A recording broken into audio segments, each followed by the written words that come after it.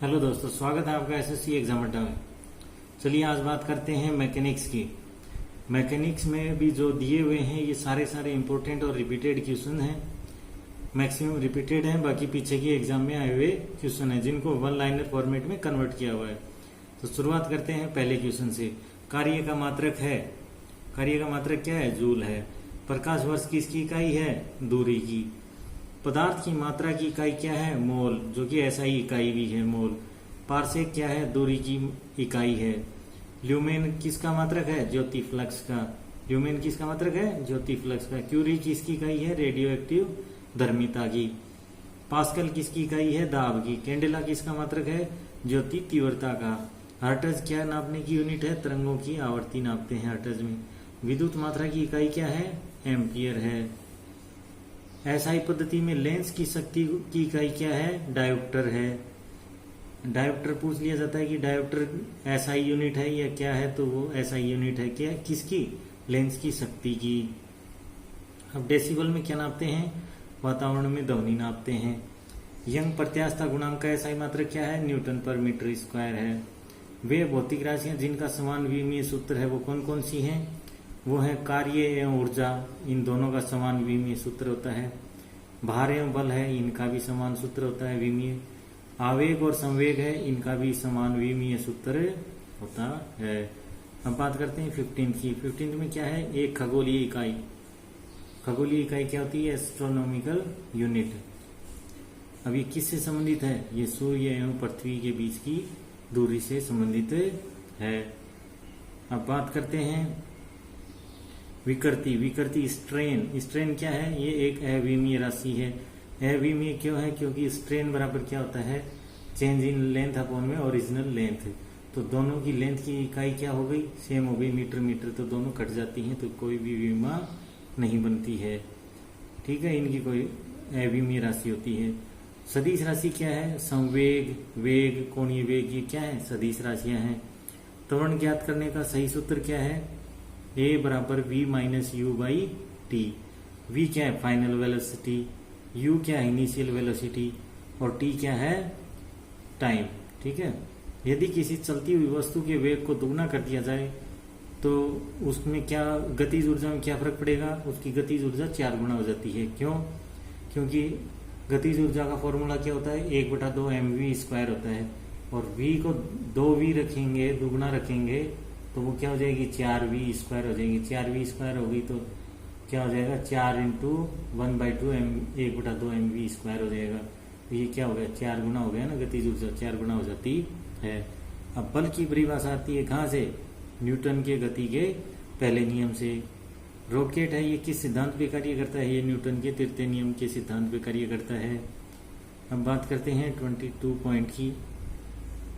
अगर घोड़ा एकाएक चलना प्रारंभ कर दे तो अश्वारोही के गिरने की आशंका का कारण क्या होता है? विश्राम जड़त्व होता है। अब शरीर का वजन कहाँ पे अधिक होता है? ध्रुवों पर अधिक होता है। जल के आयतन में क्या परिवर्तन होगा यदि तापमान 9 डिग्री सेल्सियस से गिराकर 3 डिग्री सेल्सियस कर दिया जाए? तो आयतन पहले घटेगा और बाद में बढ़ेगा। ऐसा क्यों होता है? क्योंकि 4 डिग्री सेल्सियस पे घनत्व डेंसिटी मैक्सिमम होती है। अब 9 डिग्री से लेकर 4 डिग्री सेल्सियस तक डेंसिटी क्या होगी? बढ़ती हुई जाएगी। तो आयतन क्या होगा? घटता जाएगा। लेकिन बाद में आयतन 4 डिग्री सेल्सियस से और नीचे जाते हैं तो आयतन बढ़ता जाता है। अब किसी कालीन की सफाई के लिए यदि उसे छड़ी से पीटा जाए तो कौन सा नियम लागू होता है? तो उसके लिए गति का पहला नियम लागू होता है। चलिए चलते हैं नेक्स्ट पेज की ओर। अब बात करते हैं पेज 2 की, क्वेश्चन नंबर 26 की। सड़क पर चलने की अपेक्षा बर्फ पर चलना कठिन है क्योंकि बर्फ में सड़क की अपेक्षा घर्षण क्या होता है? कम होता है। एक नदी में चलता हुआ जहाज समुद्र में आता है तब जहाज का स्तर क्या हो जाएगा? थोड़ा सा ऊपर आ जाता है। क्यों? क्योंकि समुद्री जल का घनत्व नॉर्मल नदी वाले जल की बजाय ज्यादा होता है। लोहे की कील पारे में क्यों तैरती है जबकि वह पानी में डूब जाती है? क्योंकि लोहे का जो घनत्व है वो पानी से अधिक तथा पारे से क्या होता है? कम होता है। जब एक ठोस पिंड को पानी में डुबोया जाता है तो उसके भार में ह्रास होता है। यह ह्रास या यूं कहीं कमी होती है, ये कितनी होती है? तो ये जो विस्थापित पानी के भार है उसके बराबर होती है। कहने की बात यह है, जो ठोस पिंड पानी में डूबेगा और जितने पानी को वो विस्थापित करेगा उस पानी के भार के बराबर होती है। किस तापमान पर जल का घनत्व अधिकतम होता है? तो वो किस पर होता है? 4 डिग्री सेल्सियस पर होता है। ये -4 डिग्री नहीं है, ये टिक लगा रखा है, 4 डिग्री सेल्सियस होता है, केवल 4 डिग्री सेल्सियस पर। वस्तु मात्रा बदलने पर अपरिवर्तित रहता है। वस्तु की अगर मात्रा आप कम भी ज्यादा भी कर दोगे तो भी घनत्व है वो समान ही रहता है। तैराक को नदी के मुकाबले समुद्री पानी में तैरना अच्छा लगता है। क्यों? क्योंकि समुद्री पानी का घनत्व है वो साधारण पानी से क्या होता है? ज्यादा होता है। बादल किस कारण से वायुमंडल में तैरते हैं? तो वो निम्न घनत्व के कारण वायुमंडल में तैरते हैं। समुद्र में तैरते आइसबर्ग का कितना भाग समुद्र की सतह के ऊपर रहता है? तो वो 1/10 भाग समुद्र की सतह पे रहता है। अब बात करते हैं 35 पॉइंट की ओर। बर्फ के टुकड़ों को आपस में दबाने पर टुकड़े आपस में चिपक जाते हैं। क्यों? क्योंकि दाब अधिक होने पे बर्फ का गलनांक क्या होता है? घट जाता है। अब गलनांक घटता है तो वो पास पास आ जाते हैं और वापस दाब को हटाया जाता है तो गलनांक फिर बढ़ जाता है और वो चिपक जाते हैं। हवाई जहाज में फाउंटेन पेन से स्याही बाहर निकल आती है। क्योंकि ऊंचाई बढ़ने से वायु दाब में क्या आती है? कमी आती है। यदि पृथ्वी का द्रव्यमान वही रहे और त्रिज्या 1% कम हो जाए तब पृथ्वी के तल पर जी का मान क्या होगा? 2% बढ़ जाएगा। ऊंचाई की जगहों पर पानी 100 डिग्री सेल्सियस के नीचे के तापमान पर उबलने लगता है। क्यों?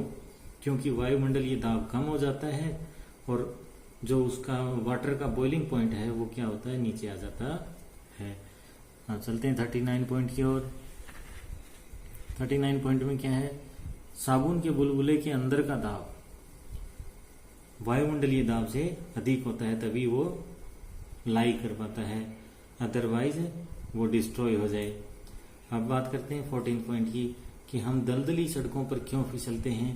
क्योंकि उसमें दलदली सड़कों में घर्षण की कमी होती है, इसलिए फिसलते हैं। तो ये था हमारा मैकेनिक्स का टॉपिक। इसके मैकेनिक्स के अंदर इतने ही हैं रिपीटेड।